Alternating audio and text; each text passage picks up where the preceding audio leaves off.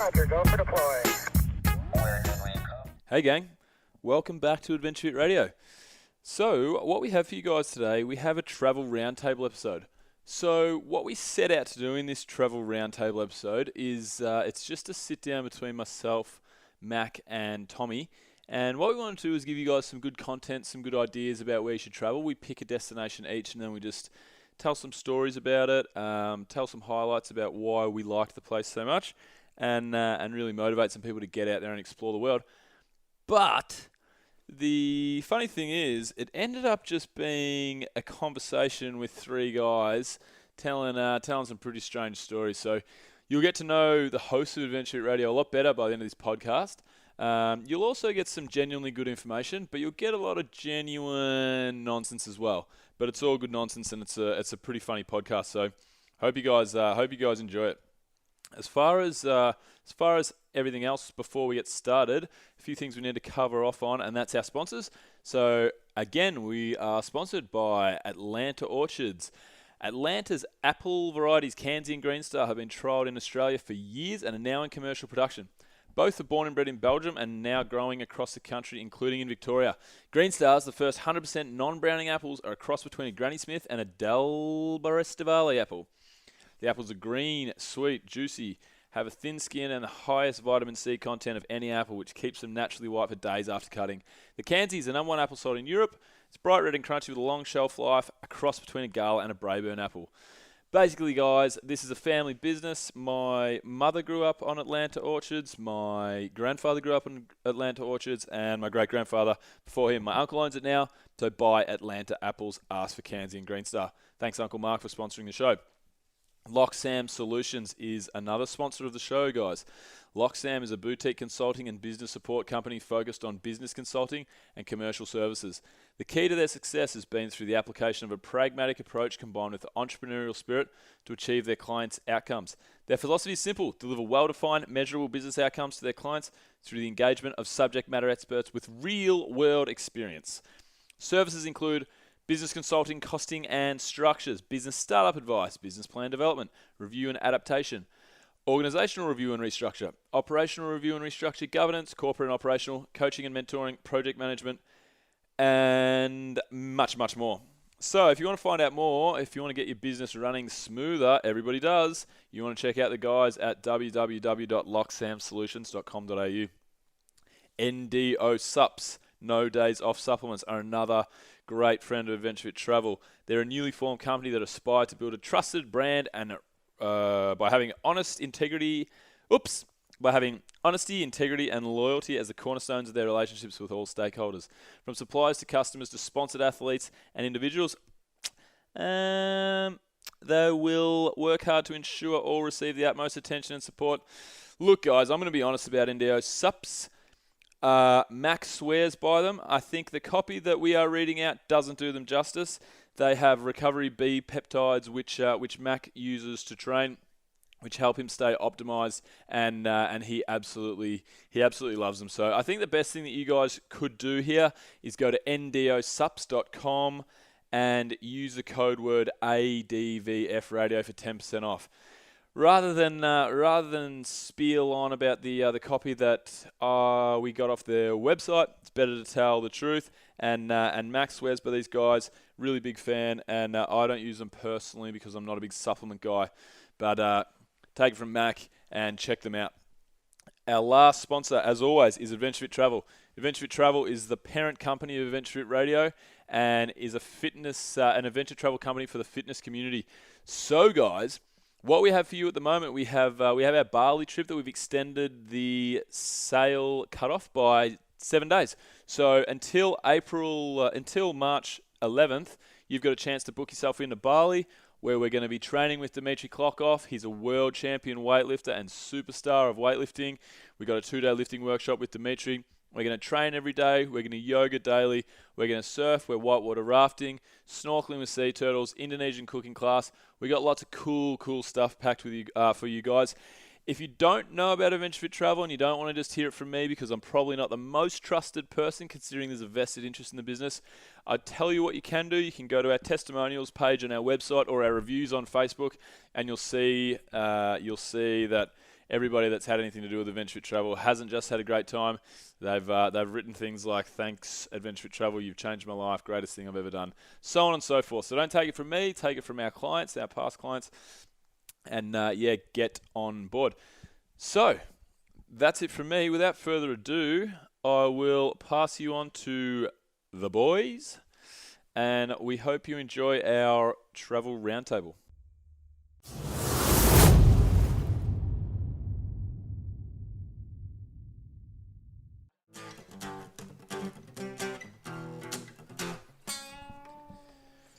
Well, fuck it, let's just start there. All right, welcome to AdventureFit Radio.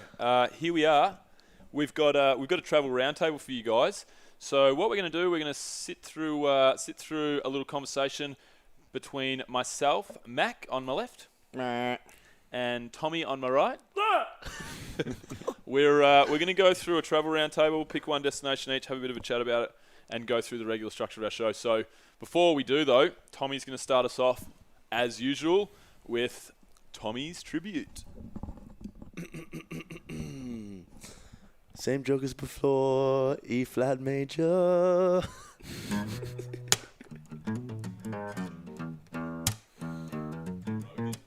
That's right.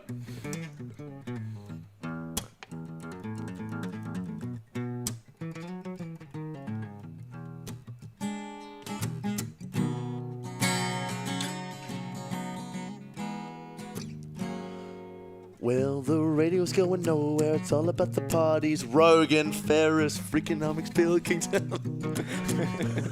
I fucked that up for everybody at home. Cause we're all getting lazy, and it's so much easier when you can listen to your favorite shit on your phone. At the click of a button, from everywhere around the world, people are listening and tuning into pods. So Macca, Bill, and Bones have jumped on the fucking wagon. Now we're bringing our own shit directly to you. Yeah. Cause we're just three huge bins talking about dolphins, science and philosophy. Ooh, cause you'll hear about things that'll make you shout when you tune into a pod on AdventureFit. Yeah. Ow, ow, ow, ow, ow. Good job, Tommy. Oh, yeah? That was great. So I got that sent to me. Tommy sent me that a while ago, and I could never understand what you were talking about when you said huge bins. Okay, so... Yeah, I just got that No, now. I got it now. I know what a huge bin is. But at the time, I thought it said hood bins. I couldn't get it. Yeah, we're just a couple of bins. Yeah, we are bin humans, as you like to say. I don't think we've ever spoken about dolphins, though. No. Have you got something prepared, or? Yeah. Funny. No, I don't. All right, sweet. So we're who wants to start us off with their destination? Well, I'm more than happy to. Yeah, get us going, Tom. Mm-hmm. Okay. Where are we heading? We are going to a little place. It is quite a little place. It's called Nashville in Tennessee in North America. So, me and a friend travelled around North America, where was this? Through November and early December. And last year, yep. And had a fucking sick time. So fun. Was this your first time overseas? Yeah, second time overseas. Yeah. And second time to America. Really? Yeah, really weird. We went to America, me and my family, in 2011, at the end of 2011. And then me and my mate went over, and we actually met up with 5 other mates. That's a big posse. Yeah, huge posse. Yeah. That's a big posse. How do you go traveling? Posse. Yeah. Let's be clear. Let's be clear. How do you go traveling with that many guys? Yeah, I thought it was really good. We just smelt all the time. Yeah. So it was good. It was really fun. And the initial part was, so me and John Vanderbilt, if you're out there, he's left us a review. So he actually blackmailed me into reviewing. He was like, 1 star or give me $29. I'm like, why do you need $29, man? I'll just give you 30. But why did he need 29? Did he tell you? Well, apparently it was something personal. Did you actually give him $29 a review? Porn subscription. Nah, I didn't give him money. I don't have any money. So I came on board here. True. We're not paying you, man. No. Fuck. We're in debt. No, I'm leaving here. Hang on. See you, Tommy. I'm back. Yeah, so you're in the States. Yeah. So I went travelling around just with Johnny for the first 2.5 weeks. And the best thing about it was we became even closer mates than we already were. So we had 2 fights from memory. One because he took a photo of me wearing shorts in New York, which he thought was hilarious. That is just What? unacceptable. No one wears shorts. Unacceptable. Well, at the time I was like, what the fuck are you doing, man? Like, I'm just wearing shorts. What are you actually talking about? Like, why did he? Why is that a? Well, he took a photo of it because, like, everyone's got lovely fashion in New York and shit. Okay. And I was just wearing shorts. I've got pretty average fashion as it is.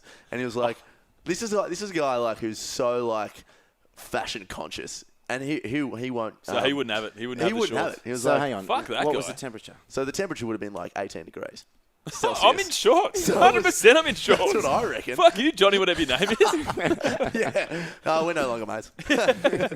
No, it's all right. Okay. But yeah, I mean, that was the one time we fought. And the other time we fought was when he kept stealing my hair gel. God, thinking about this makes me laugh. But yeah, we travelled around. Tommy, you're showing your age now, Tommy. I'm 30. Tommy's 22. Hair gel. With his mates over hair gel. Dude, it was my hair gel. True. I'm not giving him that shit. And then we met up with the other boys in Vegas. No, we met up with them in Phoenix, Arizona. We hired a car. I drove. Us all through like Route 66 and the desert and stuff, past the Hoover Dam, the Grand Canyon into Vegas. Like the best day. So you went to all those joints? All those joints. Yeah, I went all over the place, man. What was Hoover Dam like? Really cool. Really cool. It was so. I've got this video of me. Oh no, I think it was another friend of mine, Cam, dropping a penny off the bridge of Hoover Dam, and it just goes for so long. I think Like, I think they say Hoover Dam's one of the only structures that in 500 years, if civilization collapsed, it would still be standing. Oh, really? Hoover Dam and the pyramids. Yeah. Does that make sense to you? I've never been there. Oh, it's a big dam. Would you say it's a damn big dam? It's a damn big dam. I wouldn't say that, no. Yeah, no, it was amazing. And they actually had to cut off the flow of water, like, I think 200 metres down before they actually built the dam so they could build it. But apparently the whole thing, like, gives electricity to pretty much all of Nevada. That's from memory. So like Las Vegas would be screwed without it and all this sort of thing. It's not just a big dam. It's just this really important structure. Yeah. Which is amazing. There's a really interesting one in Brazil. Have you heard of Iguazu Falls? No. Iguazu Falls is the world's most powerful waterfall. With Victoria Falls, they both get mentioned in the same vein. And there was a waterfall equally as powerful just around the corner in Brazil, but they turned into a hydroelectric dam. So it powers like a whole, like a county, like a large portion of Brazil, but it's taken away like one of the coolest natural wonders in the world. But I don't understand how like a dam powers things. Like how? Do you just filter the water? So do you guys? Are we a dam podcast or are we? Well, isn't there wheels that will the water will go through that will spin and then it'll create some sort of electricity through some sort of magic, I think. Do you know what I'm picturing right now? There's like this wheel in the movie Snow White, and like all the birds fly on it. Is that the sort of wheel you're? I think it's the same sort of magic, yeah. I think we're referring like a hamster wheel. A hamster wheel. Yeah, I think they've got hamsters underneath the dam. I believe the water's to feed the hamsters. They have a small amount of hamster feed, and then the water's obviously to keep them alive. That's it. Yeah. And then it's just like pedaling that bike and it peddles your electricity. That's the wheels spin. Yeah. Are we thinking of The Simpsons now? I always think of the Simpsons. Yeah, that's right. Lisa S. Oh, well, we've uncovered the Hoover Dam. Their secret. Yeah, that's right. Fuck you, Hoover Dam. What about Vegas? How's Vegas? Oh man, huge letdown. Really? I'm not even joking. Ooh. Yep. So we were all together. It was the boys. It was 5 of us. It was insane. It was awesome. You know, we had this really great drive. It doesn't make any No. sense. Before we got to Vegas. It was the best time of my life. And I hated it. So this was during the day. So we were driving. It was like 6-hour drive, Route 66, Hoover Dam, the Grand Canyon. Best day ever of the Grand Canyon. Yep. The most mind-boggling thing I've ever seen in my whole life. Sick. I thought it would just be this huge drop in the earth. And it was, but it was amazing. And it was. Massive eloquently spoken. How's me? Yeah. You fucking just a dero. Go on, no. I don't know. Just Yeah, like to so- say, you nailed the brief. We are 3 bins. Yeah, that's right. We're not talking about dolphins. So the Grand Canyon. What about it though? Like, I haven't been there. Like, what also? It's just like, it's going to sound so obvious. Cliches. And cliche, but it's just so big. You just look at it and you're like, holy shit. Like, it drops for kilometers. And you know what? It actually made me really disappointed that I didn't do the helicopter tour. Everyone says you have to do the helicopter tour, and then those that don't are pretty much always disappointed. So I didn't do the helicopter tour, and wish I had have. Absolutely. Yeah. Oh, so I didn't know you'd been there as well. Mate, been there. Yeah. I was just listening to your story. I was just going to see what you said first. There's like Macca inscribed on the rock. There is. With a love heart, with an empty name there. I'm just waiting for someone to write their name and fill it in. right. Ladies, again, Mac is single, extremely single. What's your phone number, Mac? 0404 485 696. 555. I actually don't know his phone number, so that's a fake number. Yeah. But so you didn't go down into the valley? You didn't get down to the bottom of No. the canyon? Apparently I hear on that's pretty sick. Yeah. You can whitewater raft in there as well. Yeah, you can. It's Yeah. supposed to be rad. And we saw the raft, the white water from up top, and even though we were so far up, you can still see how hectic it is down there. But you can actually do the helicopter tour, and you can do picnics on the bottom of the Grand Canyon. Yeah, that's what I've heard about, yeah. Amazing. So definitely get on board that, guys. If you're thinking about doing the Grand Canyon, I would recommend definitely, even though I haven't done it yet, spending that extra bit of money. But we went to Vegas, and like maybe we were pretty screwed from the day, kind of tired and shit. But we got to Vegas, and we were kind of like, all right, lads, it's probably going to be the biggest night of our lives. So everything was in place, and all this sort of stuff. We were driving in Vegas, the lights were on, the strip was happening. It was just insane, and it ended up being just a really average night. It's tough when you say that though, going in. You're kind of saying, "Oh, it's raining outside." Oh, Decent yeah, now, just rain. It's kind of when you go out on a night and you say, "Right, this is going to be the biggest night of our lives. This is going to be amazing. We've got to go as hard as we can." Blah blah blah. Yeah. Never really ends well. Nah, like New Year's Eve. Setting yourself up for a huge disappointment there. Yep. And we sort of had that in the back of our minds, but it was kind of like, nah, it's fucking Vegas. Like, And of drinks course it's going to be like great. a vodka Red Bull is like $22. What Dude. about the free drinks? Isn't there free drinks in Vegas? Oh, if you Yeah, sit at a table, If yeah. you gamble. Yeah. Right, but can't you just gamble like on dollar tables and Yeah, stuff? Like that's- fuck all. Yeah, One but of it's the not best really a memories- party. You do that for pre-drinks and then you go out afterwards. Yeah. Okay. But when you're out, Like, Right. one of the best memories I have is just sitting with my mate, and we were playing pokies for some bizarre reason, and The slots. the slots, the slot machines, the slots with your posse. yeah, the slots with the posse, yeah, and we were sitting there, and this What nationality do you speak in? Slots. You sounded like Sean Connery being real fucking rude just then. the slots with the posse. Fucking You got vulgar me, Connery you got over me, here. you got me. Vulgar Connery and his mate Sean. Yeah. So we were sitting there, and the chick comes up to us. She's like, "Hey guys, can I get you anything?" And we both kind of looked at each other. We were like, "Yeah." So he's like, "I'll have a Long Island iced tea." And I was like, "Where's that?" And he goes, "No, it's a drink." I was like, "Okay, cool, okay." So she comes back with this. You are only 22, aren't you? Yeah, I didn't know it. Yeah. So she comes back with this like medium-sized drink. And I'm like, okay, I'll give it a go. Tastes so nice. Anyway, like 4 of these later, I didn't So at really. this stage, you're naked. I was naked. It's 2 p.m. We are out of Bort license plates. And I was in jail. I was fairly wasted at this point.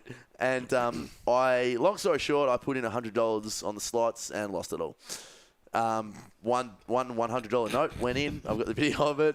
Pretty hammered, and spent it all. So Benjamin, just was it an actual $100 One note? genuine Oh, Benjamin. I love it. Genuine. I love it, Benjamin. Yeah. So that was great. But So where are we talking about? Wasn't your destination review yeah.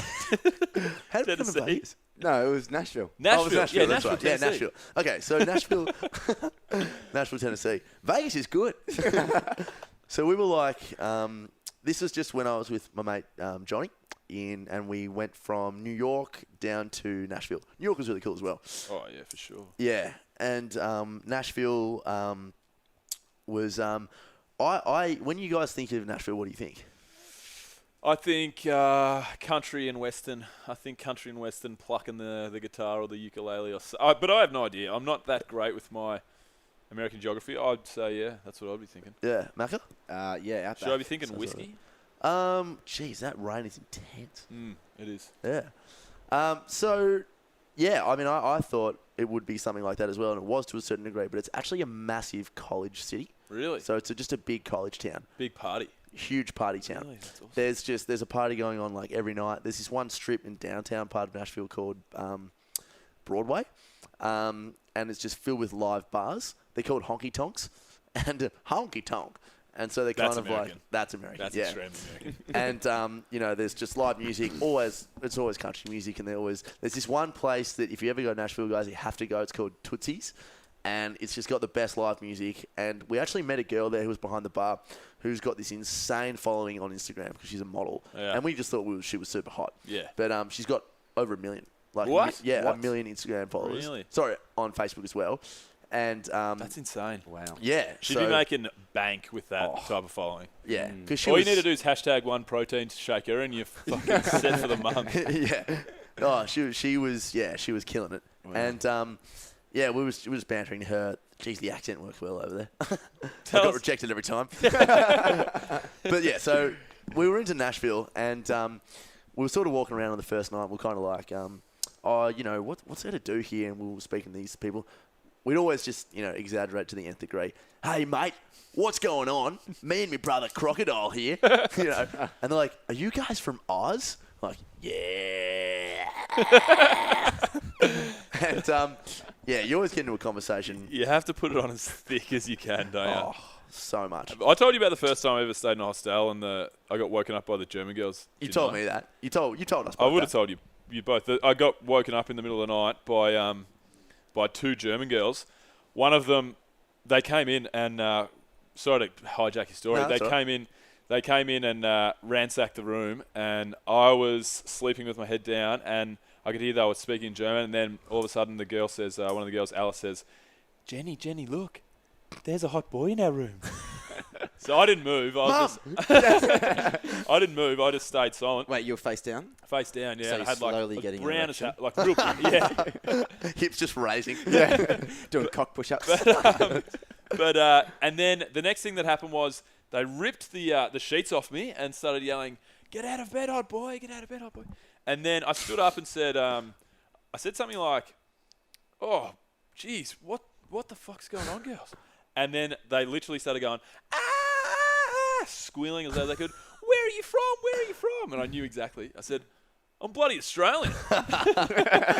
And then, "Do you surf? Do you surf?" "Yeah, of course I bloody surf." And then they just grabbed me, dressed me, grabbed my hand, ran me down the beach, and then the rest was history. They dressed you.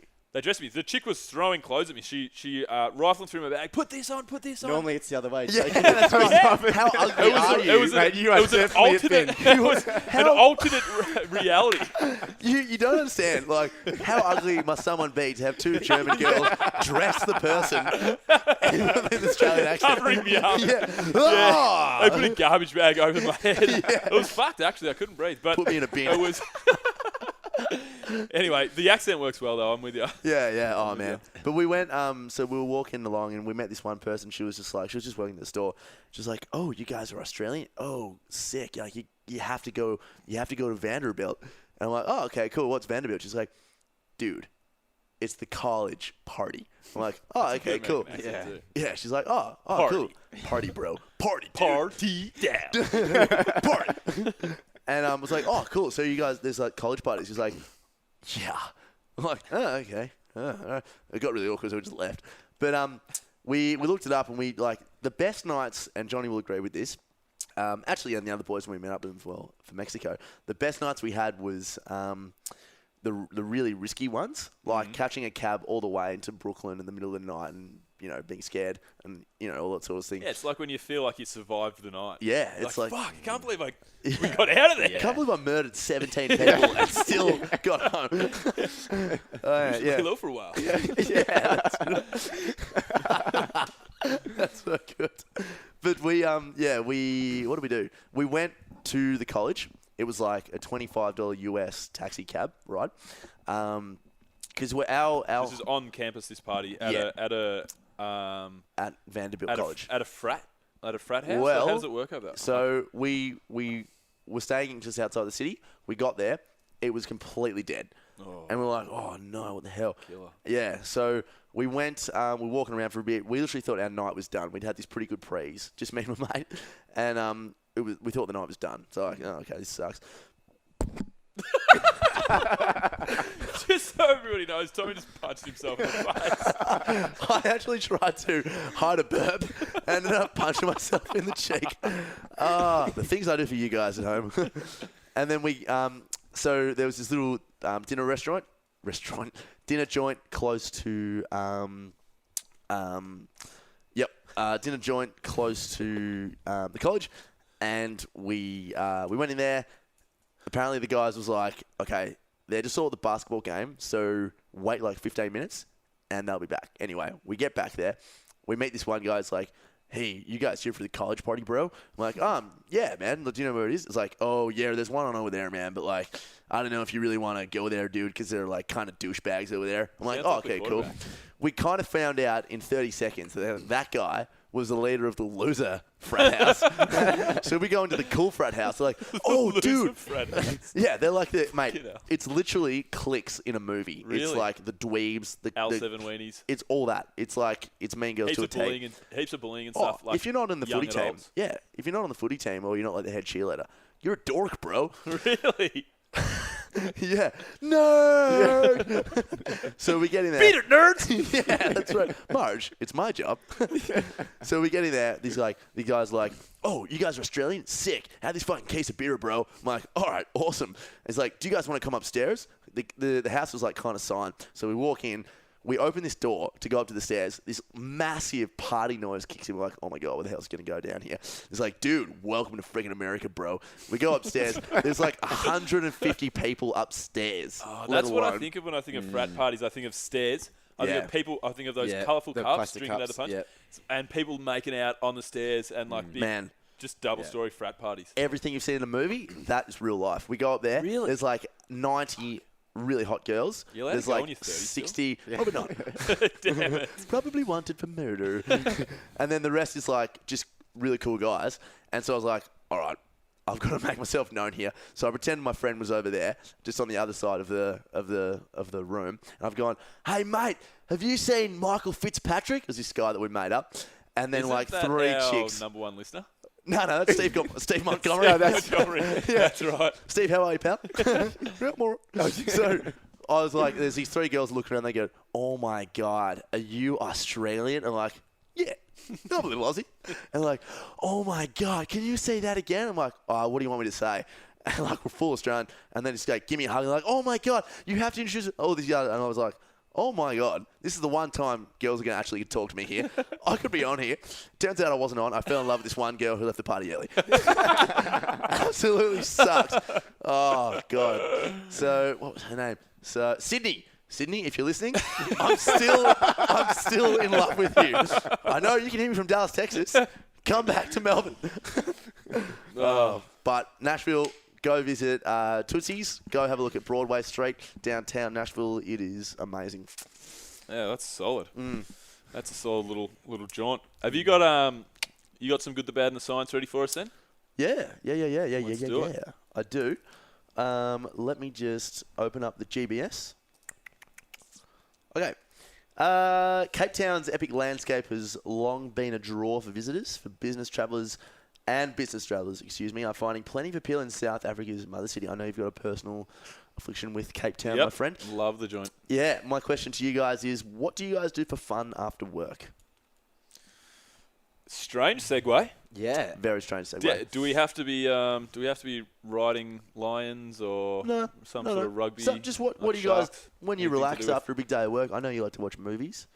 Do you meditate after work? No, I meditate during the day. In between morning and evening shifts. We talk about meditation a lot. What do you do for fun? No, yeah. Well, I like to read. Yeah, that's cool. That's fine. I fucking love to read. Introvert? Yeah. No, so we all like to read. It depends when I get home. I often get home about 8 o'clock at night, so I'll just eat dinner and I will put on my blue blocker glasses, and what? My blue blocker glasses. Blue what? It blocks your blue light from your phone and stuff. Oh, wow. Yeah, so you don't have the Really? Whoa, so that's So amazing. you don't have the blue light going into your eyes. You know, you can get apps and programs on your computer and your phone. You can do that, so you don't have to wear your fucking Mate, dirty glasses. I Are they just- like 3D glasses, big square ones? Yeah, with the red and the I'm with seeing the red and the double. green. Really? Four crusties. Legit. Oh, so you put them on at night, hey? So I put them Like on. how long? And how many hours? until I go to sleep, like an hour and a half. Do you? If That's I'm really no, cool. if I'm on my phone, if I'm reading on like blogs or something on my phone, otherwise I'll be just reading a book. So, And they're a lot of people do it. They're generally educational books. yeah. I don't really like to read fiction. Because the thing with that is like when you look at electricity and stuff, it delays the release of melatonin, which is the sleep-inducing hormone. So is that why you wear it? Or yeah, it just helps puts you... helps you sleep better. I'm going to Because get these. it just stops You the can- stimulus going into your eyes. And if you were to have, you actually don't think that the light gives off a lot when it's light, but if you were to have a pitch black room and just have your phone on, and you can see see walking in the dark going that way, yeah. So just think that's staring at you in the face from less than 30 centimeters away, going straight into your eyes, and you often don't blink for a while. So this helps you sort of neutralize your eyes and stops the stimulation of blue light. I had a dude, Charlie, who was staying with me. This dude, Charlie, was from San Francisco. He's a published author. He was 24. No shit, he'd Really? written a book on entrepreneurship. It's pretty interesting. Wow. But he does the same thing. He doesn't have the blue blocker sunnies. He has an app on it, so his screen will look real murky and like creamy and vague. It looks like the screen's been turned down a bunch as well. And then You can get screens for your phone to do that, but I'm waiting for them to come in Australia. Yeah, right. So you can do it. It's just an extension on your computer that you can put in. So your computer will do it. And then I wasn't sure about the phone, but that's what he would do. So he could get away from he could get his sleep really. Pretty interesting. But otherwise, after work, we have burger night on Tuesdays with me and my mates. Sort of our weekly catch up. Otherwise, I'm just getting home late, so it's just a dinner and blue light blockers on and just reading. Yep. Me, I don't know. I used to, when I lived on the peninsula, I used to surf. I used to like to surf. I blew my knee out in Bali like 3 years ago. Got no PCL left at all. So that was the most excruciatingly painful thing I've ever been through. I live in the city now. I couldn't surf for about 6 or 9 months. Then I moved to the city around the same time, so I don't really surf anymore, ever. Would like to get back into that. I like to get on my bike and just ride around the city, check out places in Melbourne. But again, You do that after work? yeah, when my mate Truzzy used to live up in the city, we would go for a ride. We'd check some places out. We'd go down and shoot some basketball, like play some tournament. Like we used to have basketball tournaments. We used to play. We'd do fun stuff during the week. We'd make sure we'd get out and just check some stuff out we hadn't seen. Yep. But all my mates, I'm really so busy now, and all my mates live up here these days. Just don't really. They just don't really get out and do stuff during the week. So I would like to, but I don't. I like to just go and have a swim. I like to get down the beach and have a dunk in the water. Other than that, I just read, and I like to chill out to a movie at night. But I mean, I'm too busy to fucking do too much. Yeah. Yeah. Why did tell me the South Africa link there? There was no link. I just said it. Nice. The bad Vatican treasurer Cardinal Pell has admitted he did not act after a boy told him about a pedophile priest. The Cardinal told an Australian Royal Commission into Child Abuse that a student at St. Patrick's College in Ballarat said brother Edward Dolan was misbehaving with boys in 1974. He said it was casually mentioned and that the boy did not ask him to act. We all just watched the YouTube video of Tim Minchin, who's that Australian comedian. I guess you could pretty much say having a go at him. Strong. Very strong, wasn't it? Yeah, he was ripping. Well, I ripping mean, he shreds called him off a coward and scum, and this was actually he did that before the Cardinal admitted that he didn't act. So my question to you guys is, was the song justified? Absolutely, Yes. 100%. Yes. Yeah. There was a line in there that you just said that was, I can't remember what it was.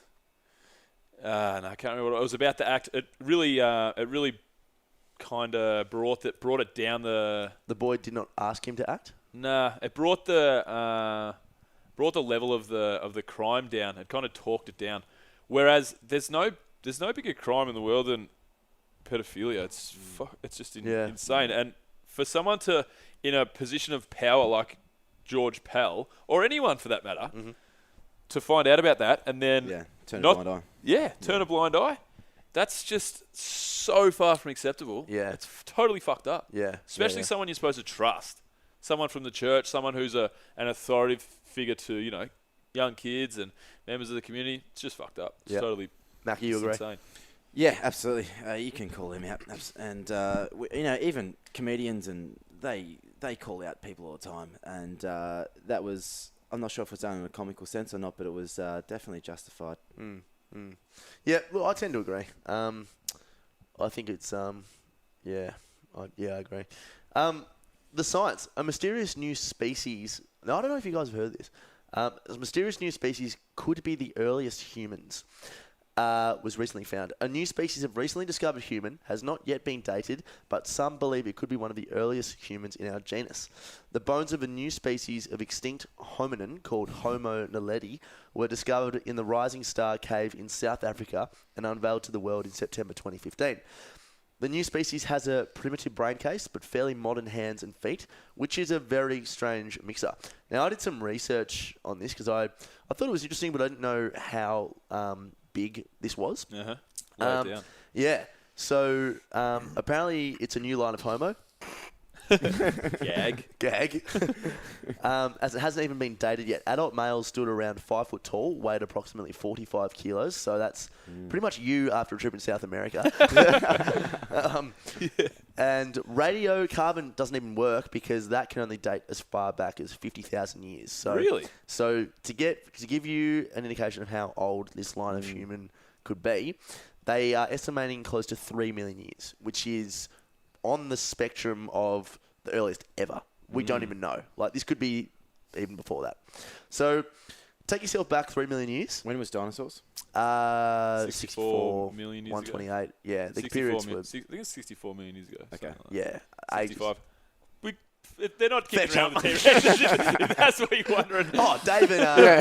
T-Rex are So, did it have any sort of any pets, or was it a cartoon-looking little? Wasn't it named Fred or anything like that? Was no Fred Flintstone or anything like that? honestly, that sarcasm level was so good, I didn't even get it. Did you say sarcasm? What do you call it? Sarcasm? What do you call it? Car hole? Do you actually think it's sarcasm? No. Learning English with Tommy Ahern. What do you... It's sarcasm, Oh, bro. shit. I don't say sarcasm from time to time. I definitely did say that. Cool. Nu, take yourself back 3 million year... this is a poor gag. Now, take yourself back 3 million... Oh, mate. That was a terrible gag. I apologise. We'll definitely cut that out. Round it up. Take yourself back 3 million years when these Homo Naledi were the dominant species. How do you think they would spend their Saturday nights? Give me a rundown from the walk of shame to the prees. What do you reckon? What do you reckon they do on a Saturday night? Doesn't it go with prees? Probably this morning. For me, it's We're going backwards in time, so Okay, yeah, everything's going backwards for some reason. That's right. So how'd they start their prees? Well, prees, they would probably be getting high on cactus. Yep. And, I don't know, just tripping out for 8 hours. And then that's it. They'd probably Come have like, Wednesday morning when they come out of there. They'd probably, I don't know. I reckon they'd be kicking around doing some fun stuff.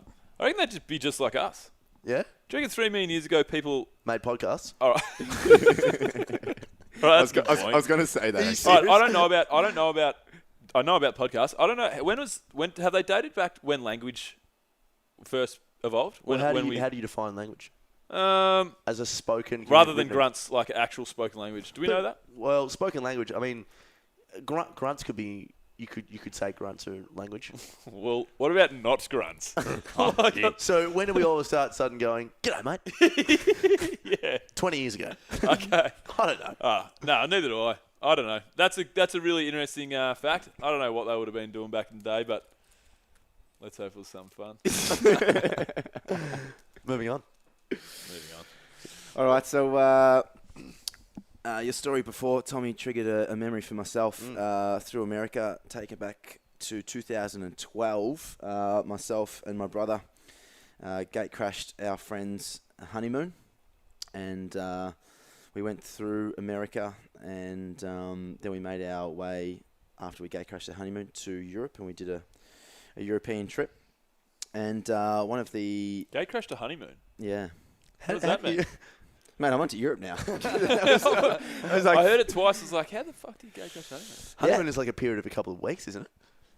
You were there the whole time. Just snuggling in their Knock bed. on the door. Hey, pull! No, two good friends of mine, they're actually members of my gym, and they were going over to watch the CrossFit Games, so there was an open invite, and we said, yes, please. Oh, gotcha. So we spent the first week with them, and then last year? 2012. Last year. Yeah, all right, so you're in Europe. Yeah, now we're in Europe, and made our way down to South Croatia. Have you guys done South Croatia? I have, yeah. It's beautiful, I've isn't done it? Yeah, I got cabin fever. Oh, did you? Oh, it's hard partying and just living in a little confined. I loved it. It was good. I had a pretty good time. Most people say it's the greatest thing they've ever done. But yeah, continue on. That's not great. It's just a story. Yep. Let's not get excited. So we're doing this South Croatia trip, and third night in, we go to a place called Hvar, and good joint. yeah, it's a crazy party night, and my brother and I had one rule, and that was to be on the boat the next morning. Every night, doesn't matter where you end up, just be on the boat. And so we're out partying, and was absolutely wasted, and he was about 5-10 minutes in front of me, and I was just getting food, and I was bringing back some food to the boats. And anyway, we get there, my boat's gone. We get to the jetty. It's past 6 o'clock in the morning. Always a good feeling. My boat's gone. I run onto the most furthest boat out. Was maybe like there was each boat they dock up, and there's maybe 10 boats in a row, and ours was one of the last. So we had to be there by 6, and I was like, they're not going to leave without me. But they did. And so anyway, I've got some food in my hand, and I have to snake through all these other boats, and I get to the final boat. I don't know, maybe like 7 or 8 in a row, and it goes, and I run straight up to the skipper, and I'm like, oh, I'm on the wrong boat. Can you please take me to mine? And he's like, no, mate, not my problem. And so I'm freaking out because Jackson, my brother, doesn't know where I am. He just thinks I'm just a bit behind him, but he doesn't know where I am now. Yeah. And so anyway, I'm really freaking out, and I was out of my comfort zone, and I was with a group of people that I didn't know, hadn't met anyone on this boat, and I'm like, please take me to my boat. He's like, no, not my problem. We'll just meet up with them another time. Anyway. This boat is going the opposite direction. So I'm going from stop 3 to stop 4. They're going from stop 3 to stop 2. So I'm royally fucked. Yeah. You're making your way to France. And so I was pleading. And he's like, listen, I can't take you there. It's not my problem. You can stop off at our stop tonight and catch a taxi along the mainland and hopefully get to your boat there. And I didn't like that idea because I just thought a day without my brother and my comforts and my crew, because we just made friends with them. Fucking $200 taxi. That'd be an expensive taxi, wouldn't it? Yeah, I don't know. Yeah, maybe. And so anyway, we dock up for lunch, and he comes and gets me, and he goes, listen, your boat is a bay around the corner, like a couple of bays away. I'm like, great, can you please take me there? And he goes, again, not my problem. So I don't like the sound of this guy. He sounds like a real jerkbag. Yeah, he sounds like he doesn't have a lot of problems. So anyway, we're about 50 metres away from shore, and he writes on a napkin what the bay is called. And I'm like, fuck, so how am I going to keep this napkin dry as I swim to shore? Anyway, I wedge it in between So you have to swim to shore? Yeah, he wouldn't drop me off the shore. You gave you a napkin with the name when you go. This dude's jerk level just rose to fucking 6 trousers. I just said trouser too. He did. Shit, we are on with our English today. Oh, jeez. So anyway, I'm just in my normal shorts and Your trousers? Yeah. and I sandwich my wallet, this napkin, and my thongs together in my right hand, and I'm there doing survival side stroke with my right hand up against over the water. And I finally get to shore, and I have to climb up on a ledge, and that's fine. I have to go through this backyard of this house. And so I go through the backyard, and I knock on this on the back door of this house, and these kids come running in and answering. And totally forget that I'm in Croatia and they don't speak English. And so I'm there doing sign language to these kids to go get mum and dad, and just the noise and stuff. And the mum and dad come running down anyway. Do you know sign language? Well, I was just like, taxi, like, help me, help me. So you're flailing your arms around. This guy's on meth. What do I do? And so after about 5 minutes of sort of trying to draw what a taxi looks like on a bit of paper to the parents, they call a taxi. And I have to wait out in front. Now the deal is that I don't know how long my boat is going to be in that bay for. We all just dock up for lunch around the same time. Groundhog Day, I'm feeling. Once I decided to leave, it's sort of no coming back, because once I leave, my boat that I just jumped off goes, and hopefully I get to my boat. Yeah. So I'm sitting there anxiously as all hell, just waiting for this taxi ride or this taxi to come. It's the longest 10 minutes of my life. It finally comes around the corner, and I give the napkin to the driver. I'm like, please take me there. Go fast, go fast, go fast. Anyway, we go around, and we finally, she stops off at this final corner, and she goes, "You need more money. And I didn't have 1 cent left. Right? I didn't have my phone because I was in Croatia. I just left the phone on the night. I didn't need my phone. I was with my brother. For sure. And so I had my wallet, and gave her everything, and I'm sitting there. I'm just like, please, just drive, please. And I just begged her, and she actually just believed me, and drove. And it was only maybe another 30 seconds down the road that my boat was there. And anyway, I jump out of the taxi. And thank you. I look up, and it's not swimmable. My boat's like 300-400 meters out, and I'm jumping up on the side. I'm like, hey, waving my arms, hey, over here, hey. Smoke screens and stuff in the air. And then in the distance, maybe about 100 meters or so, I see this guy just working on his dinghy. And I run down there. I'm like, "Oh, g'day, mate. Can you please take me out there? My brother's out there. I'm lost. I've got no money. Please. He just looked at me with a blank face. And he's like, no English. Oh. And anyway, I was very fortunate. His wife came down, who was New Zealand. And I spoke to her, and I'm just like, "Oh, please, you've got to race me out there. And so I finally get on this dinghy, and I go out to my boat. As I'm going out, they're pulling up the anchor, and I climb onto my boat, and my brother just comes and sees me and goes, "Where the fuck have you been?" We just hug each other, and as we're hugging, the boat's moving away. Oh. Really? Yeah, so I would have been trapped, no money, no phone, stranded, don't know where I am, and just totally lost. My brother would have known where I am. I would have been totally fucked. Yeah. Anyway, one of the best times of my life. Yeah. That's sick. So, what did you think of Croatia? Where else did you go in Croatia? You go split to Dubrovnik? Dubrovnik? Nah, split to Dubrovnik. Yeah, Oof. yeah. Such a good joint, eh? Yeah, it is. Split was amazing. Dubrovnik was cool as well. We only spent one night there.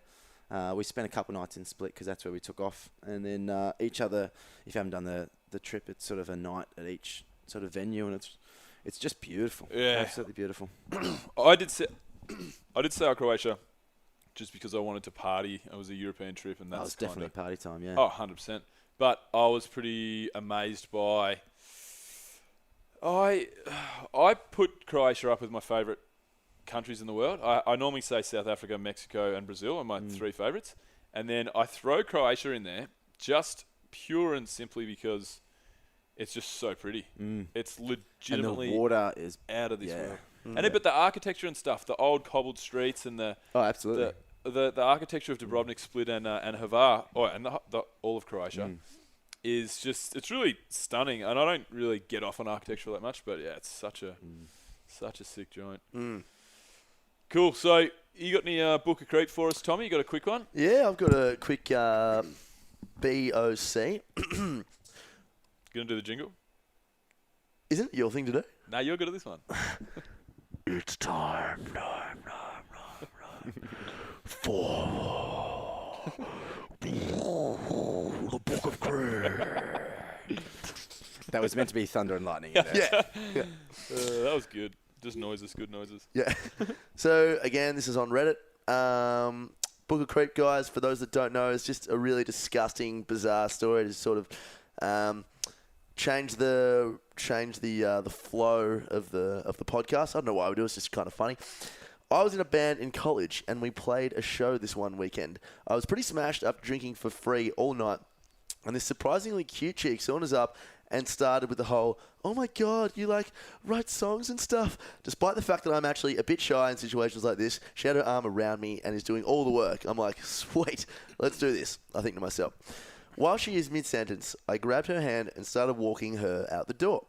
We headed back to her apartment, and things started to heat up. We were on her bed, ripping off each other's clothes. Suddenly, in one swift move, she pounced me, knocked me onto my back, jumped on top of me, spun around, and the rest is history. I started reciprocating. Only a few moments passed before I felt a tap on my forehead. My face was fully between her legs, yet there was this tap, tap, tap on my forehead. Every couple of seconds, tap, tap, tap. This tapping continued and started to take me out of the moment. I pried my face from between her legs. Geez, this guy just leaves nothing to the imagination. To get a better view of what was going on.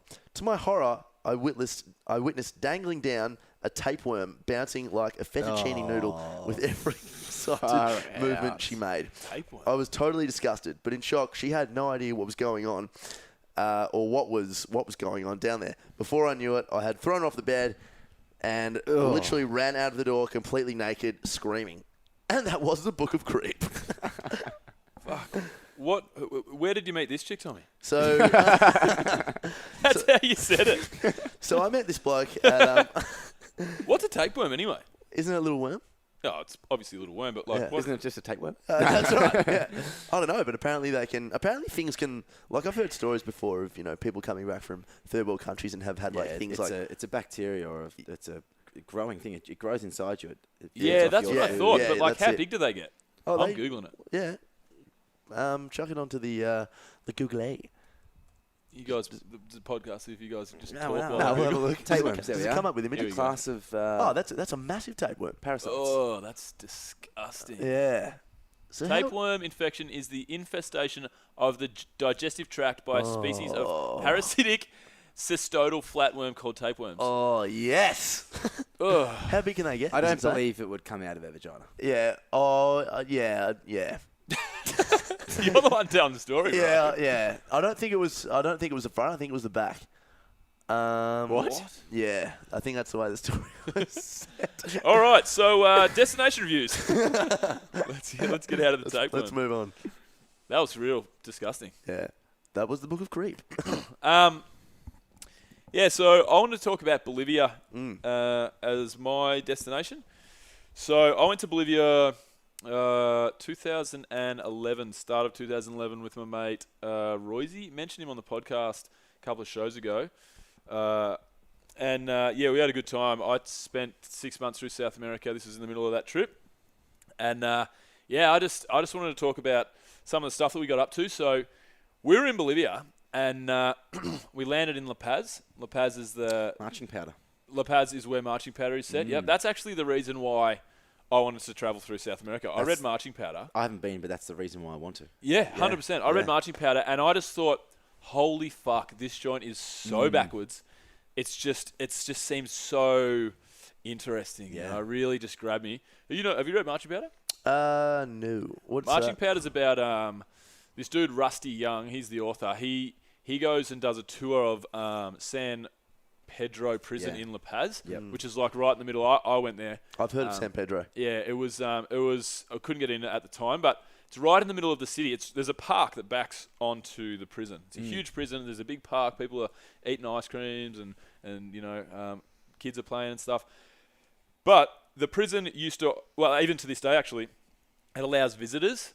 So you can go and do a tour of the prison, and sometimes there'll be people that, back in the day a lot, people used to pay a little extra money and they would stay overnight. They would stay in a room with a prisoner. And the kicker was, though, you could buy heaps of Coke in there. So you could buy heaps of Coke, have a party in there, spend 2 nights, have a party in there and leave.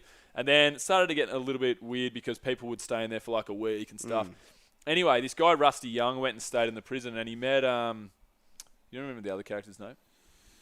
I don't think. I just know Rusty Young because I see the book cover all the time. So anyway, he meets this character who was a drug smuggler, basically, and they become friends, and he ends up living in the prison with him for a while. So he's a free man. He lives in this prison with this guy. And the prison there's a hierarchical society, whereas if you have money when you go in there, you can buy basically a mansion within the prison. Your family can live with you. you can have employment in there. You can set up your own business and stuff. It's pretty much a community, like a society. Money works in there. And the other thing is, the prison is or was Bolivia's, they say, largest cocaine processing plant. Is it also a really dangerous prison? Yeah, I've heard it's really dangerous. Yeah. yeah. It's all kinds of fucked up. Tom. You found it? Oh, there you Tom. Wasn't his character's name Tom? Yeah, I think Okay. so. Yeah, we'll go with that. I think so anyway, so that's marching powder. But that was the reason that I. Why did I get on a marching powder? Because La Paz. you landed in La Paz. So we landed in La Paz, and in the space of, we're in La Paz for about 2 weeks or so. In the space of 2 weeks in La Paz, we went to the salt flats, Salar de Uyuni in Bolivia, which is. Are you guys aware of the salt flats? You see Yeah. the, you It's see the my is it the mates- photo? Oh, I've only seen photos of it's just salt and it's almost reflective. Yes. It Yeah. reflects the sky. That's exactly what it Yeah. is. So during the day, if it hasn't rained, then it's just a salt desert. Basically, it's the largest salt flat in the world, and it's really photogenic when it's like that. But when it gets wet, so when it's rained, if it's rained, it has to have rained a certain amount and so forth. But because the salt's packed so hard, it doesn't drain. So if you're lucky, which we happen to be lucky, if you're lucky, there's a thin layer of water on the salt. It'll literally be an inch. So you're walking around, you're not knee deep in water or anything like that. I mean, obviously that would never really happen. That's pretty insane. But yeah, there's a thin layer of water, and it gives a perfect mirror reflection of the sky. So it's like when you get when you do a Rorschach test. And you get the paper with the paint on it, and you squeeze the two bits of paper together. Oh, yeah. You open it up, what do you see? It's like that, but it's like you've got a blue bit of paper, you pour white paint in there, you go boom, open it up, because it's just mirror image of the sky. Wow. Really fucking incredible. What did you call it? A Rorschach test. A Rorschach. Rorschach? I know. I just did it in prep. Yeah. I just saw it on Art Attack. I think it's Rorschach. I think it's Rorschach. You know the character off Watchmen with the face that always changes? You mean Rorschach? Shawshank? No, I don't mean Rorschach. Time flows by slowly. Nah, but this Rorschach, it's a Rorschach test. It's Yeah. what the psychologists do. Where you'll it's like it's the ink block. Yeah. Oh, I Ink believe you, block mate. test. I believe you. Yeah. Anyway, so it looks Get very awesome. defensive there. Guys, believe me. Yeah, so we went to the salt Wow. flats. Then we would go back to La Paz. 2 days later, we were in the Amazon, which was we actually fucked that because we didn't read the tour very well. It was the Pampas, and Pampas means wetlands. Yep. So it just sucked, but it was still being in the Amazon. Did you see any of the deforestation? Nah, literally 100%. So it's that big. No. We just went to the wrong part of the Amazon. Oh, right. So the Amazon, there was an Amazon. Basically, there was an Amazon forest tour and an Amazon Pampas tour, and the Pampas is legit it's the wetlands. So me and Royce, Amazon was one of the places I wanted to go to most, and we're like, yeah, this is gonna be sick. We're just gonna be, you're not gonna be able to see out of the canopy. We're gonna be right in the middle of the jungle. It's gonna be amazing. We got there. There wasn't a tree above probably 15 to 20 feet high, Right. and it was pretty much just reeds for days. Like we went crocodile hunting or alligator hunting. Not hunting, but you're Same, going through watching, yep. watching basically. We went trying to find snakes through the Pampas and stuff. And we Anacondas. saw pink dolphins. Oh, but yeah, but it really wasn't the Amazon. So it was sick though. It was still sick. Did you get any indication of like tribes that never have contact with the Western world? Did you get any of that? No, they were in the wetlands. That shit's deep in the Amazon. Did you see any mermaids? Tell me about aliens. Now, did you have contact with aliens? Yeah. Nah, we would love to. Like I wanted to get right into the heart of the Amazon, get lost, and How long were you there for? we were there for 3 or 4 days. Yeah. It's actually a good experience because the people we met were amazing. We met a couple of German girls who were just really cool, and our leader, our guide, was cool. So we had a good time. But anyway, but just in the space of a couple of days, being in the salt flats, and we could have been in the jungle Amazon, but we happened to be in the Pampas Amazon. Had a good time, pretty cool. 2 days later, after that, we did the Death Road, world's most dangerous road. Oh yeah, I've heard about this. You guys, have you seen? I swear my mates just did this. Like they've done all this. Yeah. Yeah. Well, this is the path well walked over there. This is what everybody kind of does these. Right. But Death Road, it's legitimately, the first half of it is like a road race. Because we're all idiots. There's like 6 of us at this stage, six guys, and we're And for the first part, it's like nicely gravelled road, nicely tarred road, sorry. And then it gets to gravel and it becomes the actual death road, which is probably goes for about 2 hours downhill. It goes from 4,000 metres above sea level to like 1,800 metres above sea level. Like you drop a couple of thousand metres. But each side of the death road, there's legitimately a 100-metre drop. Oh, man. And you can see truck carcasses, bus carcasses, car carcasses, all the way through. And people used to die like all the time because it was it's pretty much a one-way road, but it used to be the only way into Bolivia, into La Paz, sorry. But since then they've produced they've built some other roads and some other infrastructures that you don't have to use the road that much. But it was still, that was one of the coolest experiences ever. Although I did it hung over as fuck. Yeah. I did it really, really badly hungover that day. And then a couple of days later after that, we climbed a snow-capped mountain. Wow. Way in Potosi. That was the one I was telling you about, Mac, that was like 5,500 metres above sea level. That's insane. And it's just such a diverse part of the world. Well, you're going from desert to snow-capped mountain Yeah. to Yeah, in the space of days. wetlands to... Yeah. So yeah, it was sick. The only problem was, throughout the whole time, so the Salt Flats, Amazon, Huayna Potosi, that's the mountain, and the death road, I was sick as a dog. Like really, this is when I lost all that weight. Yeah. So I got there. You guys have both kind of heard this story, but I got there I started the trip weighing 82 kilos. I got there weighing about 74 from just partying a fair bit. The first 3 months of that trip, I took a whole bucket load of coke. How much do you weigh now? I weigh 85 now. Okay. So I weigh 85 kilos now. I haven't grown. It was the same height 5 years ago. But when I was in Bolivia, I got down to 66 kilos. Wow. So 19 kilos off my... Like, I'm not a big dude. I'm just a regular dude. 19 kilos off my frame. I looked like... A drug addict. I looked like a drug addict, 100%. Wow. It was fucked. And... Was it good? Was what? The coke. Oh, the coke good. I haven't been. Yeah, it was all right. It was... There was definitely a couple of times where it was the best you've probably ever had. Yeah. And then there was a couple of times where you get sold talcum powder, you know? Yeah. It was 100%. You have to know the right people. Having said that, we bought coke for $7 in Guatemala. My mate Francois from France negotiated this dude down Francois. Yeah, no shit. It was our last night. Me and Francois, we're great friends by this stage. We spent about a week together. And I think we had like $18 between us. Yeah. What was his last name? France. Francois France from France. Francois France from France. Anyway, How do we find him on Facebook, this guy? me and Francois, we had about $18 between us. France. And yeah, so I said to Francois, I'm like, we got to have a big night out last night. What are we going to do, man? What did he say? He goes, Oui. oui, croissant. I thought, oui. But he said, he goes, oh, firstly, what we'll do is, he really softly spoke. He goes, firstly, Bill, what we'll do is we'll buy a bag of Coke. I'm like, nah, Francois, Coke costs, maybe it was $15. Coke costs $15, man. We're going to have like $5 to our name. We can't buy Coke. And Francois, because I had this plan, because we knew we could have free shots, or at least a few of them, because there was a shot that was so bad in Guatemala that it was called Quetzalteca. And at the hostel we were staying in, It's a group. Tommy's just Googled Francois from France. He's a real dude, real friend of mine. Anyway, we decided there's a shot that was that bad that you could have it.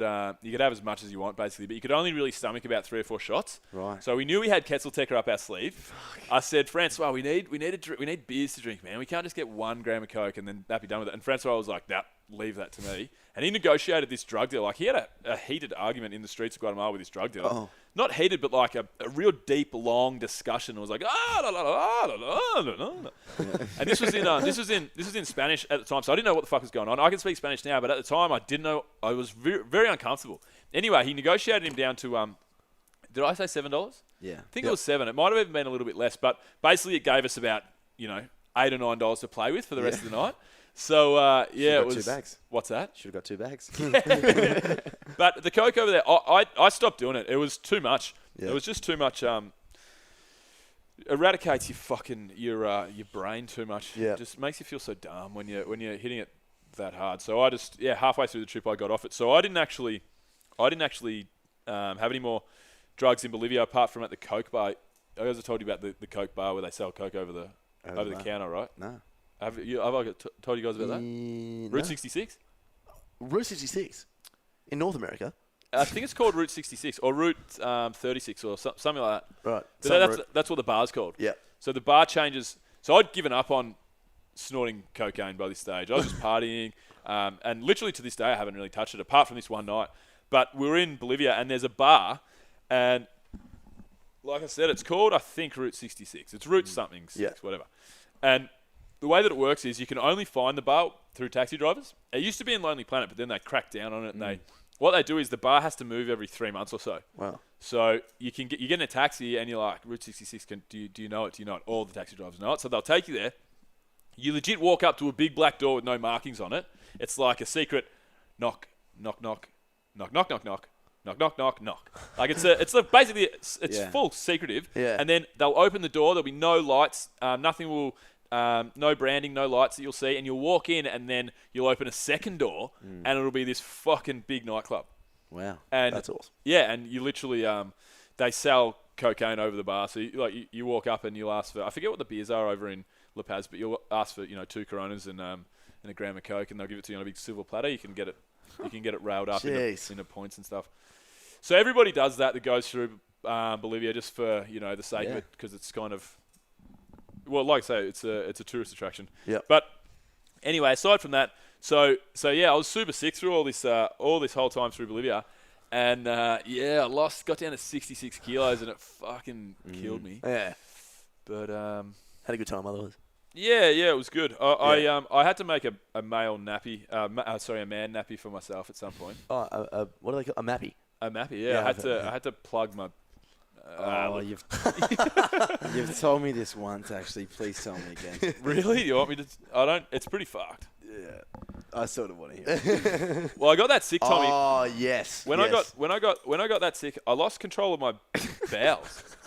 I'm not actually even joking. Like, I don't actually want to hear this story. I just want everyone else to hear it. Well, this is what happened. I saw a doctor. I saw a doctor recently, or like on a last trip that I went on when I got sick, and he said that he was an English doctor, and he said that I've probably done serious damage to my stomach. Like in the long run, I did that much. When you get really bad bugs over there in South America, it can carry on, and you can have a kind of a bit of an irritable fucking stomach. Bowel syndrome? Well, he never said that, but yeah, your stomach can be fucked up. So everyone at home, Bill has Hey! Definitely don't. But anyway, so what happened was I was that sick. I was that sick that I couldn't control my bowels. So I would be laying in bed. I'd have to throw up every now and again. I'd be laying in bed, and when like you don't want to fart because you're just gonna piss a little bit of poo out your bum, basically. So, should I continue? Yeah, absolutely. Oh, all right.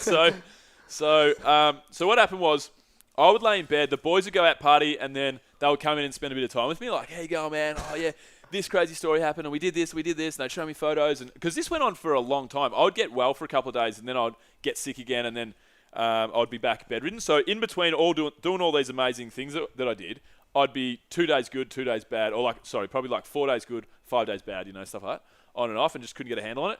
And so I would lay in bed, and I knew that I couldn't fart because it would be all over. But I actually, my stomach was that fucked that I would weep shit. Like my ass was leaking. So hang on. So when I watch The Notebook, for example, Yeah. and I get teary, I cry tears. Yeah. When you watch The Notebook, I was crying you shit. cry. I couldn't go anywhere near The Notebook over there, or Remember the Titans, Lord of the Rings, anything that I cry in. Fuck. So what I did was, so the boys would come in every day, and they would say to me, "Oh, hey man, how's it going? You feeling better? And every day I'm like this, just full sad sack, having the worst time of my life, like a fucking terrible time. Anyway, all the boys have left, so every day one of the boys leaving. It's just me and Royce and Woz maybe. Anyway, Royce walks in one day, and I'm laying in bed, and I've got a cracking smile on my face, biggest grin, like I'd done something real sneaky but good, Yeah. And Royce walks in, he goes, "Hey man, what's going on with you? You feeling better?" I'm like, "Nah." He's like, "What are you smiling for then?" I said, "I feel fucked, but I've come up with a little plan. Save yourself. So what I did was, I was so proud of myself. I went to the bathroom to stop because I was literally shitting the bed all the time. I had to grab my sheets on the reg, grab my sheets, scrunch them up into a ball, and just throw them in the hallway.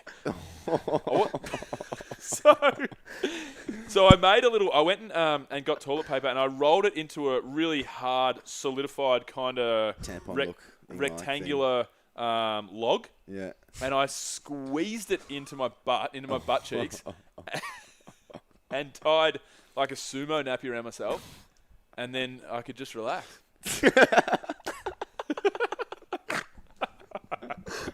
Fucking hell. Anyway, destination review. Bolivia. So Bolivia's great. Anyway.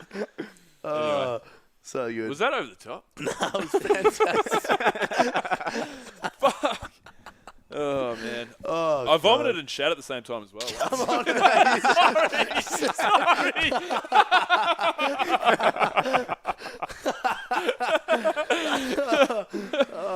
Okay. Well done. Fuck. Should So, we do 9 from 9? yeah, fuck, let's end this podcast. Let's end it quick. Oh, So how are we going to do this? You guys are going to ask me my questions, and then I'll... you can ask... Maybe you ask me mine. I'll ask Mac his, and then Mac... ask mine. All Or do you want to just ask? Do you want us to ask our own? Yeah. Yeah, do you want to do that? Yeah, but someone has to ask. You have to ask. Someone has to... I'm not going to ask myself. Yeah, you are. No, you ask me my questions, You Mac. vomited and shat at the same time. You can ask yourself a Wait, question. I'll ask you your questions. All right, let's do it. Tell us your morning ritual. Morning ritual is I get up and I brush my teeth straight away. And while brushing my teeth, I read my goal card. What's that? It's called a 1 to 31 card. It has 31 days, and you cross them off. And it covers things like what's your main goal for the month. Right. And so you'd have your main one. Then it breaks that down into health. What's your main health goal? Your family goal, your social goal, your business or career goal, and your spiritual goal. Really? Yeah. And so you just... How many of these will you read in the morning? Just one, or No, it's on the same card. So I'm a bit particular. I brush for 2 minutes exactly every. Yeah, I'm very particular. superstitious thing your teeth will fall out of you. No, I just brush for 2 minutes. Okay, Yeah. cool. So and then I have a little alarm that goes off in 2 minutes. Oh, yeah. so So while in that 2 minutes, I'm reading what my intention is for the day and what my intention is for the month. gotcha. Because I'm all about manifesting things and setting intentions and sending off energy and signals to the universe, because what you put out, you'll get back. And so something that I've just done recently, actually, that I did last month is I said I would get an extra $300 on top of my wage. And by the end of the month, I had an extra $300 on top of my wage. How'd you do that?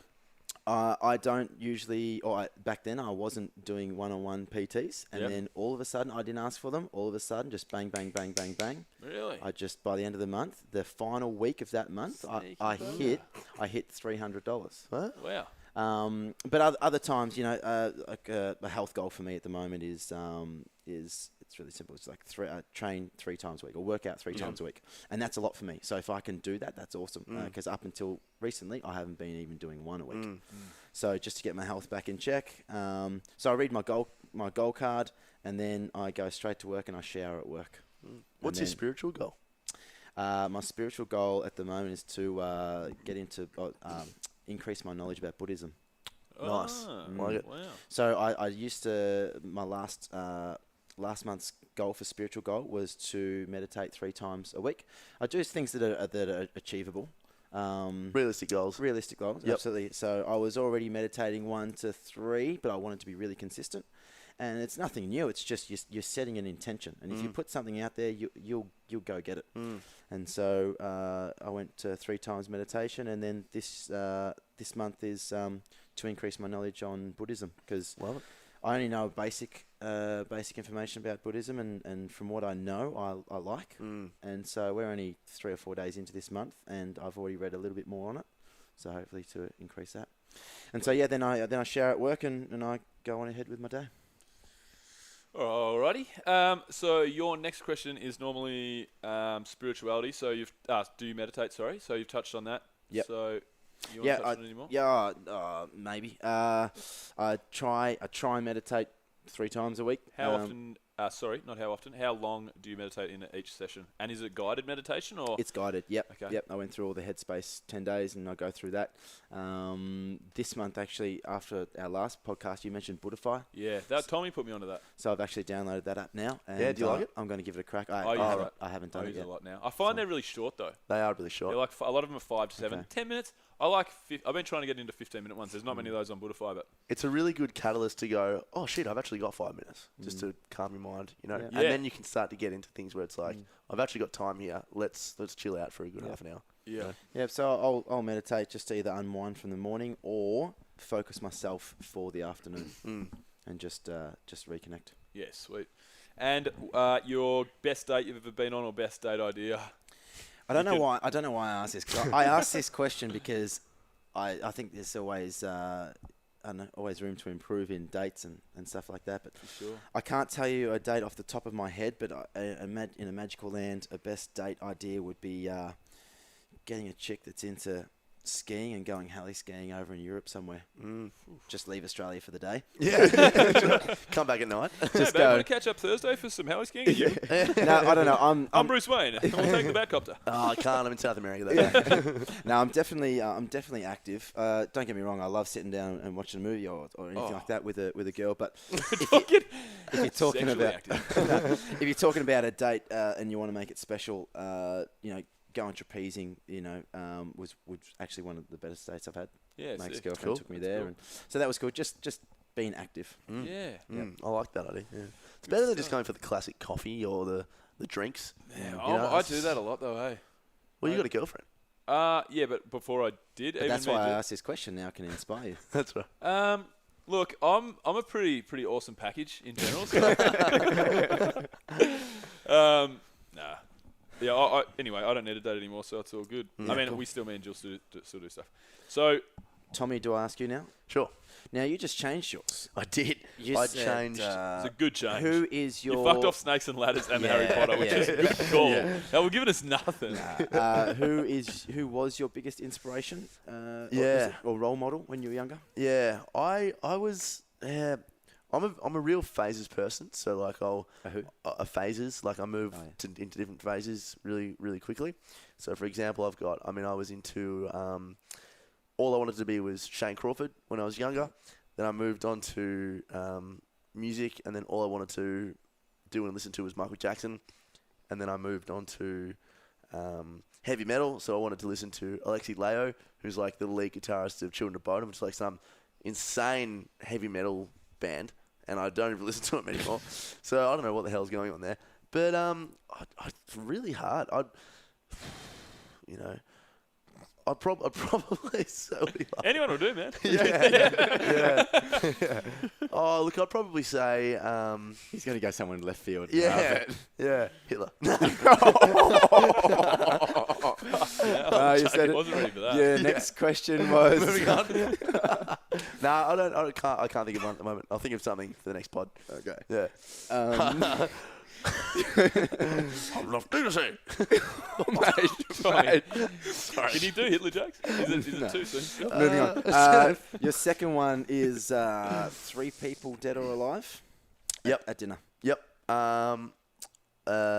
Ricky Hitler? Gervais. Do you know what? In all Hitler, seriousness. Stalin, and... Nah, let's move on. Let's get off the fucking Hitler thing. Oh, all right, mate. Yeah, I know. Look, he would be an interesting one to talk to just see what the hell was going on inside his mind. But I would invite him to dinner. I'd invite Ricky Gervais because I think he's hilariously funny, one of the funniest people in the world. Didn't one of our guests say Ricky Gervais the other day? Nah, I said Ricky Gervais in one of our The other draft podcast. pods. Yes. Yeah, our drods. Ricky Gervais, who is just over Will Ferrell as to be one of the funniest people in the world, I reckon, for me. Michael Jackson, because I just want to just speak to him because he's just a superstar. Absolutely. And my last one was Yeah, you're a Michael Jordan man, aren't you? No, I said that. I said that the other day, and you're like, oh yeah, that's who I'd have. Oh, right, Michael Jordan. Did I say that? Yeah. It's probably just classic me agreeing. Yeah. Non-confrontational. Yeah, that's right. Oh, yeah. Dennis McGillicuddy. Yeah. Yeah, that's right. No, my final one. The hell's that? Dennis McGillicuddy. Craig Hutchison. All right, who's your last one? Probably Craig Hutchison. Okay. No, you've said it now. I've said it now. And what's your third question? Biggest thing to do when I've got downtime. What's your biggest thing to do when you got downtime? Play the guitar, sing some songs. Love it. Great. Bill, your questions. Favourite place you've been to in the world? I'm going to say, in general, I'm going to say the whole continent of South America. Okay, specifically? I spent 6 months through there on one trip and 3 months through there on another trip. And Mexico and Brazil are normally two of the three countries I say are my favourite countries. So that's basically two of the bookends of South America, I suppose. If you're Central and South America, obviously counting that as South America. It's just the best. It's just the crazy thing about it is the partying is awesome if you want to party. That's fine. It's as good as anywhere I've ever been. I've been to Europe and Southeast Asia quite a bit and a bit of Africa. The people are so nice and so friendly. There's world-class surf all over the place. The food's very diverse and very good for the most part. But the thing that gets me, and I say this all the time, is the natural wonders. It's just unlike anywhere I've ever been. Southeast Asia I like because of the shock factor. That's another reason I like South America, because I feel like I like being out of my comfort zone. If I'm looking around and thinking, fuck, this is weird, I'm also thinking, fuck, this is awesome. Like, I'm having a great time if I feel like I'm out of my comfort zone. So it's got that, but nowhere that I've come across has, like I said with the Bolivia thing before, rainforests, waterfalls, glaciers, the diversity, and also the ancient ruins. It's just every day you're going through somewhere where you're just like, wow, this is nature at its best. Yep. Or this is just really interesting, and yeah, it's got everything for me, and I can't wait to go back there. I was trying to live there last year. This year, trying to set myself up. I started studying Spanish again last year, and wanted to spend a year there just surfing and running AdventureFit, and not going to happen probably for a while or for all now, but I'll definitely get back there end of this year, hopefully, for a little stint. Well, hopefully we all will. Write it down on a go card. Yeah, let's do it. Second question, place you'd love to go to now? Well, I won't go back through South America. Obviously, I would like to go back there, but I'll pick somewhere else, and that would probably be India. India, maybe. Have you ever been to Egypt? No, and Egypt is actually the number one place, or the only place I wanted to go as a kid. Yeah. When I was a kid, every time we would have a class, every time we would have a task, you'd have to do some homework, you'd have to do a presentation or whatever, I would try in whatever I could do in my power to make it on Egypt and the Egyptians. Used to just, I used to be in awe of it. So I haven't made it there. If I went to Egypt, I would go to Jordan as well and check out Petra, because it's just insane, Petra, just in neighbouring Jordan. So, yeah, that's up there. But India's a place where I've only heard good things about India. It doesn't excite me, but every time I've spoken to someone, they rave about it. Yeah, most part I agree. But some people, I still get the odd person that it just mustn't click with them. And for me, I think it's one or the other. Not for me, because I've been there. But I hear exactly what you say for the most part. But then there's every now and again there's someone who's like, India's the worst fucking place. Right, yeah. But yeah, I've always wanted to go there. Reading Shantaram. Any listener that wants a book to read, Shantaram's my favourite book of all time. That's why I wanted to go to India. As soon as I read it, I just thought this place is just sounds so amazing. Yep. Paints it in the most glorious picture, even though it's rough and it's dirty in a lot of places and it's fucked up in a lot of ways. It just paints it in a really good light. So I'll say India, and the itinerary would be Varanasi, the Ganges. Love to check out Varanasi. I was going to do it after our Nepal trip last year, but didn't get around to it. So it'd be Varanasi and the Ganges, the Golden Circle, and Delhi and Agra and the Taj. And then I would like to go to Mumbai/Bombay. That's where Shantaram was written. Just check it out. And then down to Goa. Goa's supposed to be really good on the beach there. And really been hanging to get there. And final one is, if you were on a deserted island and you could take 3 things with you, you've got all your necessities, you've got your toilet paper, you've got that little thingy you made to keep the shit in your pants, all your stuff. What would your 3 things be? Shit, that's a tough question. I don't know why I ask this of people. It's really hard. So hard. I would have to take, if I could take some sort of, I think this is in the other podcast we talked about. I would have to take some sort of reading material, and if we could have, I've got it.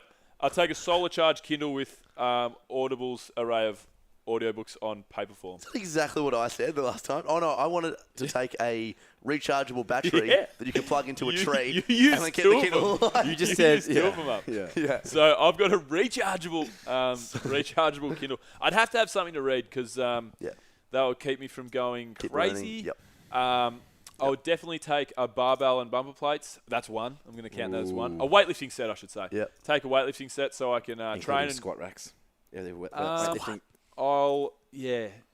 Don't get squat racks. So I'll just snatch and clean all day, every day. Well, you could just set up like a tree and just I'll find a tree. I'll build something. Yeah. So so definitely keep myself fit with the weightlifting set and something to a solar powered scuba set. Wait, Scuba Steve? No. I don't loser. I don't know. Let's get him, boys. I don't know why. I thought it was so funny. Who keeps saying that? Shut up with these Simpsons quotes, you fuckheads. I'm talking. So I could make the most of the ocean. Yep. Like it. Nerd. Loser. All right, sweet. That's good. Yeah. It's good. I like it. That's pretty much it, eh? Good. That's my 3 from that's my 9 from 9. So that's our first roundtable, yeah? Yeah, that was good. Yeah, hope you guys liked it. Hopefully we didn't talk too much fucking shit. Literally. Yeah, true. We did. I talked about crap in my pants. Should we plug ourselves? Yeah. From a podcast perspective, I'm just going to go and plug myself. Let's end it. Let's get it. Do we need to do anything? No. Done. Alrighty, guys. That's a wrap. Okay, and that's it for our travel roundtable. Hope you guys enjoyed it. Hope we didn't talk too much bullshit for you there. So, quickly though, before we shoot off, what you guys can do for us is, firstly, if you like the show and you want to stay in touch, make sure you subscribe on iTunes. Click that big red button, then you'll be up to date with all of our shows. Also, leave us a review and a rating on iTunes because it's very important to us in the show. And if there's some good stuff that you want to get from the show notes will be on our podcast section of our website. That's www.adventurefittravel.com/podcast. Anything that we mentioned in the show, it'll be in there, so you can click the links, go check it out for yourself. If you want, you can also join our mailing list on our website. So if you want to do that, head to our website, punch in your email. What you'll do is you'll get a $250 AdventureFit voucher. Boom. You'll also get all of our show notes for our upcoming shows. You'll get some of our blogs from our 40 bloggers that we have in all realms of fitness, adventure, and travel. And you'll also get all the updates with the trips. So jump on our mailing list. You won't miss out. And last but not least, thanks to Atlanta Orchards, my Uncle Mark, my family's business. Ask for Atlanta, Kansi, and Green Star apples in your local greengrocers. Loxam Solutions, again, thank you guys from Loxam, boutique consulting and business support company focused on business consulting and commercial services. Check out www.loxamsolutions.com.au. And NDO Sups. Trust me, guys, check out ndosups.com and use AdventureFit Radio for 10% off when you buy. And also AdventureFit Travel. Like I said, you've got until the 11th of March to get on our Bali trip, and then you'll miss out. Come along, enjoy the ride, and stay tuned for our next podcast. Peace. Discovery Roger, go for deploy.